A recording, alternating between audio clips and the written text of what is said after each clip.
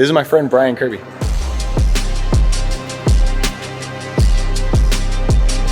You're the most terrifying customer in the world. Hey. When I see a picture of the truck 20 feet in the air, I'm like, oh boy.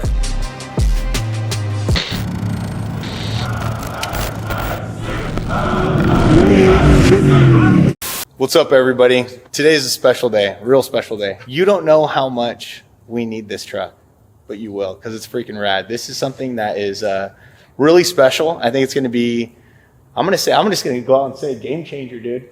I'm thinking game changer in the pre-runner world. I think this is going to definitely change some thinking, you know, change some layouts, change some goals, definitely some level upping in a lot of ways. This is my friend Brian Kirby. Brian is, he's a dude that I referred to in the first video with the Frontier.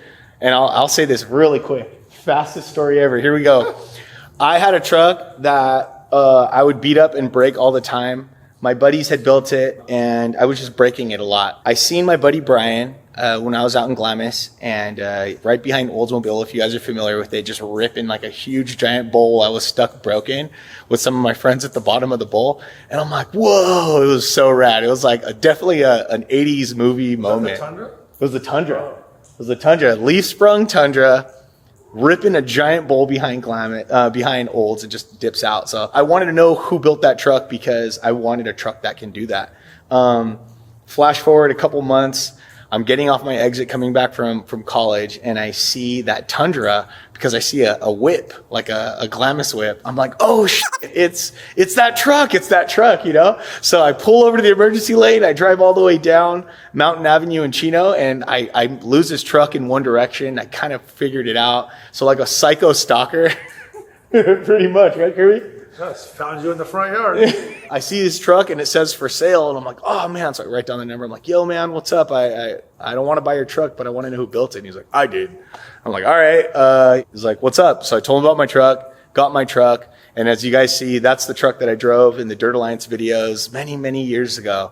And the truck that held together with like freaking rad, you know, front A-arm, lower subframe, suspension, freaking everything. It was just You're the most terrifying customer in the world. You are. Is that right? Yeah. When I see a picture of the truck 20 feet in the air, I'm like, oh boy.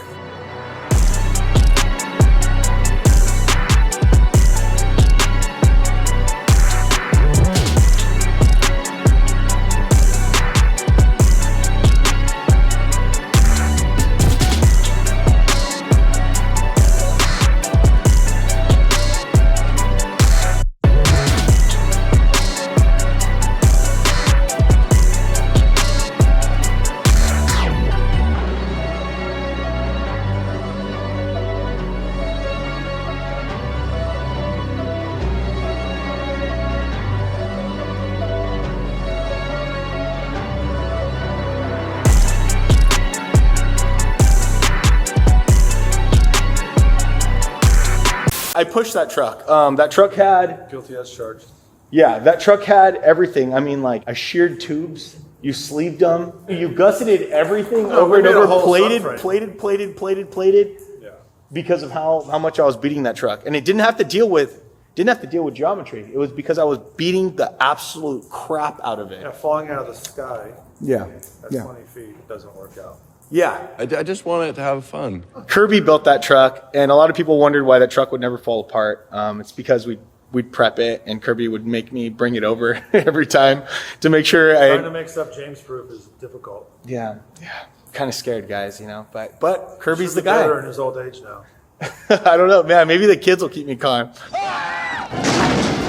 That's my personal like friendship with Kirby. Ever since then, dude, this dude showed me the way, took me to Baja. I chased for Kirby for a bit with a lot of our really good group of friends of ours. And Kirby, I mean, it was just a really great friend of mine, super reliable, amazing fabricator, gets things done. He's always been that guy that gets things done. And I know that's kind of rare in this world of fabrication.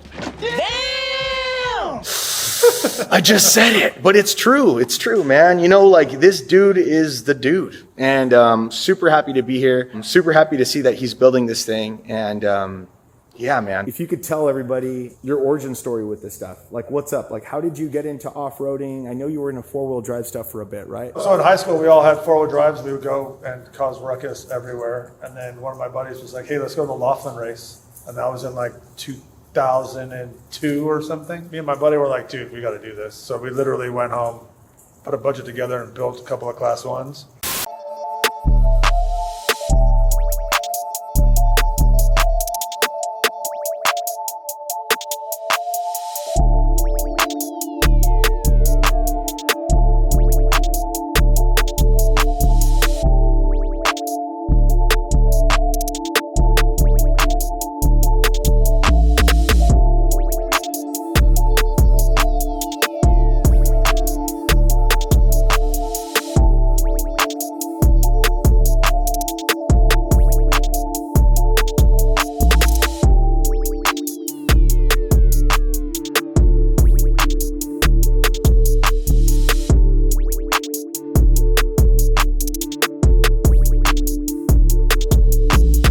Quickly realized how much money it actually takes to be competitive, and we were like, oh, this is crazy. Over $1,300,000,000,300,000,000.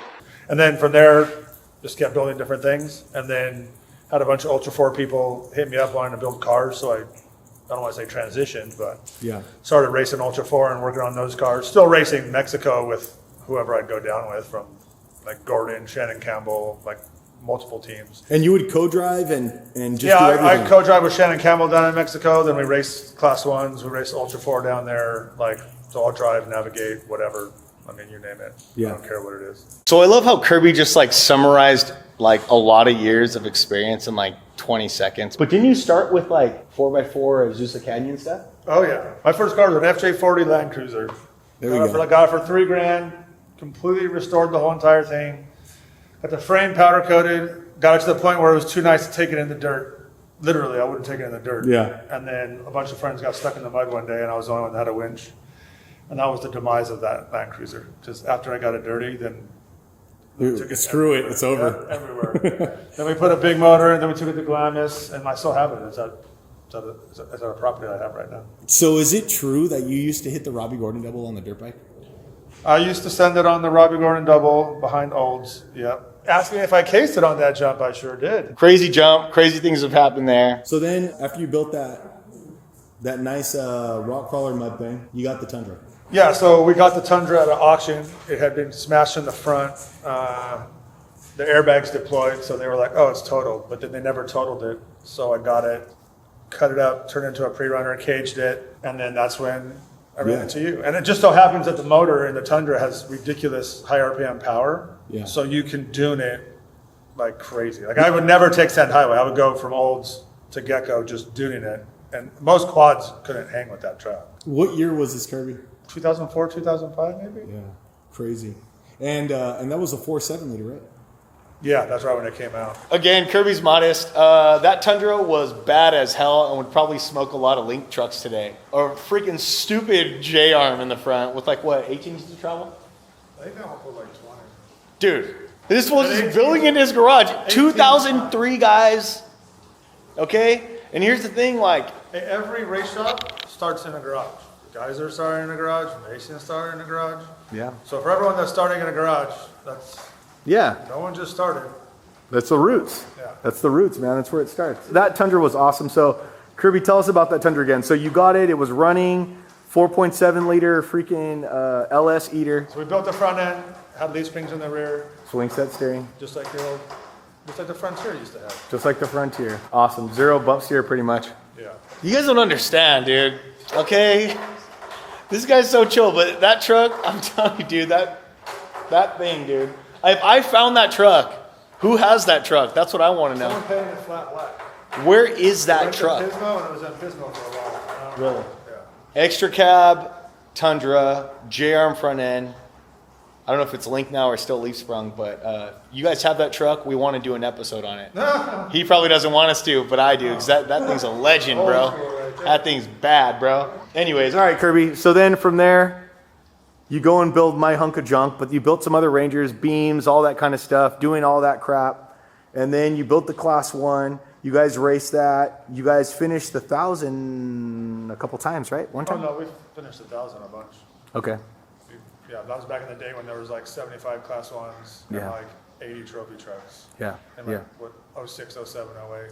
How is it now? Which part? The entries in class 1. Oh, no, class one's dying. Yeah. Like, you got 6100, which is way more fun, and it costs way less. Yeah. Just and you makes can go sense. Faster, yeah.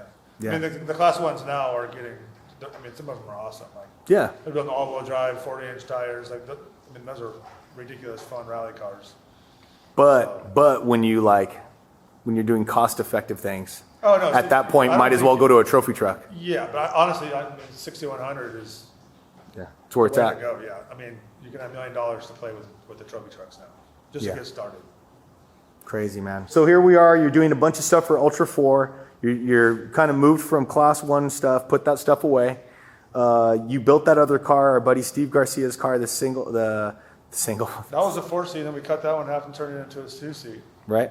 Did And now he's that. got a family and needs to cut it back to put it to a 4-seat. Yeah, that thing's rad. And then, of course, you built my truck, linked it. It was great truck, 35s, 8 everything, Barstow, Maine, and everything else. And then, so here we are. You're doing stuff for Ultra 4, building. What are you doing for Ultra 4 stuff? I built Dave Cole's first IFS Ultra 4, right after Shannon Campbell built the first like IFS rock crawler race car.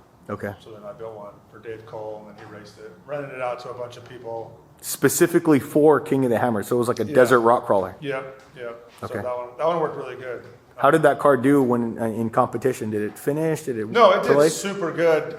It just got rented out to a bunch of different people that had no experience, or at least not enough experience. But And hammered it. Dave's actually getting that car back to completely restore it because he wants it back really bad. Oh, that's cool, man. So, That's cool. So you and Dave go back. oh yeah, we go way back. Good, I man. go back with Dave Cole before King of the Hammers even existed. That's rad. So, Yeah. Dude, I was lucky enough to be invited to like the second or third one, huh? yeah.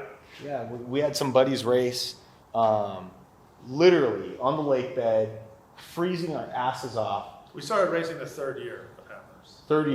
Third year, I had my truck out there. It's really cool to see that race turn into what it is now. You know, it's crazy, practically off-road festival. But I mean, dude, I could have counted as many people, like what, a couple hundred people there that first time, huh? Oh yeah. Like literally 100 people, if that. Crazy. Anyways, we're old. So now, stepped away from racing. Now you're back with some pre-runner stuff. Ish. I mean, what the hell? I never stopped racing, but I stopped doing fab full time. So then me going down with Greg Adler and ORW, he's got luxury pre-runner, his partner's got luxury pre-runner. They go down there, we go everywhere. And two-wheel driving a pre-runner, it works good. Yeah. I'm like, but once you race Ultra 4 and then you see what an Ultra 4 can do versus basically any other vehicle on the planet, puts everything to shame.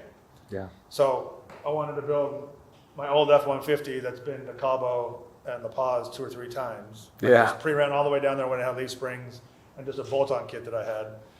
So, and I had a bunch of old Ultra 4 parts. So why just build another luxury pre-runner when you can build one with an Ultra 4 like driveline? So Right. that's what we did. So guys, hope you guys like that intro. Lots of cool stuff in this episode. Tune in for the next one. We're going to get into this thing. Let's get it.